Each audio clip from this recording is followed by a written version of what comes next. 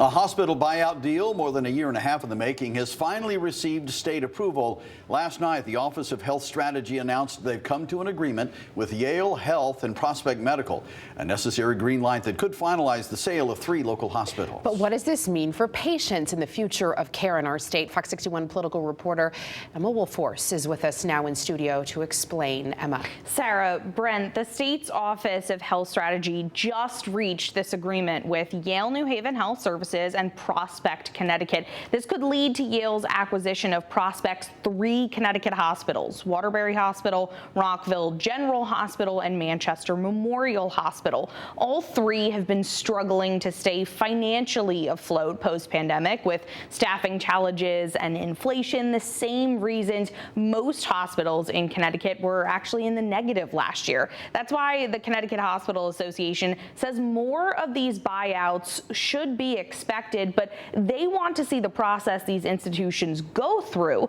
improved.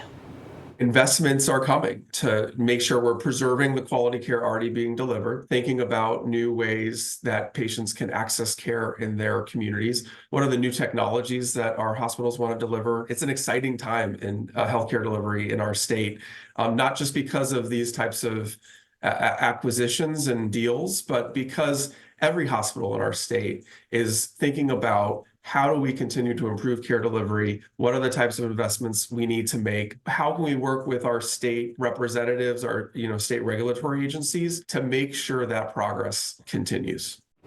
And Governor Ned Lamont saying he's excited about this, and while he acknowledges that this took a while, he calls this process an important part of protections under the law to ensure patients are receiving affordable, high-quality care. This morning, Lamont actually urged the state legislature to approve a measure he proposed this session that he says will help improve the financial stability of Connecticut hospitals. This bill would allow the state health department to assess civil penalties against institutions and make changes to streamline this acquisition process. But the Connecticut Hospital Association says this bill is not the best solution to help hospitals, instead pushing for Medicaid rate increases and healthcare workforce recruitment issues also being worked on this legislative session. Kidwell tells me he's been in contact with the governor and lawmakers and wants to keep this conversation going. Sarah, Brent.